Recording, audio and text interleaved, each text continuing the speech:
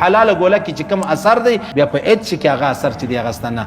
حضرت سعد رضی الله عنه پیغمبر اسلام لرالی ولی یا رسول الله ته ماته دعا وکړه چې زما دعاوې قبلیږي. دی دعا و ماته وکړه چې بس زه لاس پورته کړم زما دعا چې د هغه قبوله شي. پیغمبر اسلام ته وفرمیل حلاله ګوله خوره خپله به الله ستا دعا قبلوي. او په حلاله ګوله کې څونه برکت دی.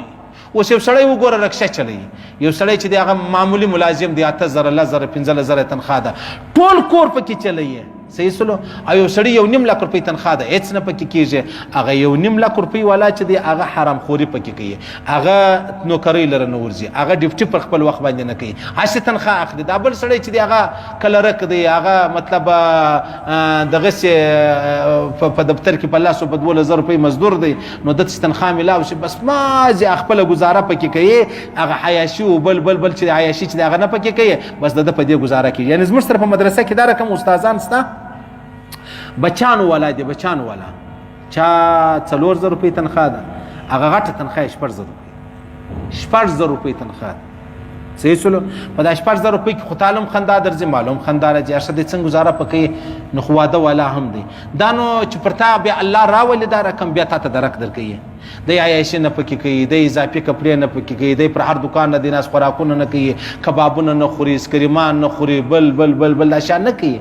بس هغه مازې خپل یو پارسل وړه راوړي، یو دغه رقم دال و چاول راوړي، بس دغه دی خوري، په دې خپله ګزاره کوي صحیح سلو. او اغوستي سپین کالي اغوستي سپین کالي والله که په 100 کاله په پوه چې د په جیب کې ورپي چې دغه نسته په 100 کاله.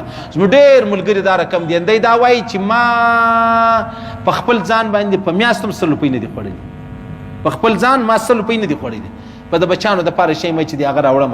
اوس تا اندازه ولګوه دا څونه کمال دی. ستا ډېر خلک ستا خالي ملایا نه در ښایم پر دا روډ باندې وګرځه. هغه سفید ریش چې دی مطلب هغه چې شی بولي هغه سپینو جامو والا چې دی بولي چې مطلب دغه سفید لباس دی چې مطلب سپینو کالی والا د سپین کالی اغوستي د خلکو دا خیال چې ډېر شی به لري دی په جیب کې ورپیم نه لري. هغه الله یې ساتي الله. خو خیر موږ ته دې الله رب العزت حلاله ګوله را نصیب کړي، د حرام دې الله وساتي. الله دې موږ توفیق راکړي چې حلال کاروبار وکړو، حلال روزګار چې دی هغه طلب کو. خیر الله دې ویل اورېدل قبول منظور وګرځي. الله دې خپل احکامات د پیغمبر علیه السلام مبارک طریقې را نصیب کړي. الله دې حلاله ګوله را نصیب کړي، حلال کاروبار دې الله را نصیب کړي. او په دغه خبرو کې چې مطلب موږ ژوندي یو په حلال کاروبار کې، بیا چې مرو په هغه حلال کاروبار په حلال ژوند کې چې موږ مرو، بیا دا تورې الله په خوله راولي چې لا اله الا الله محمد رسول الله.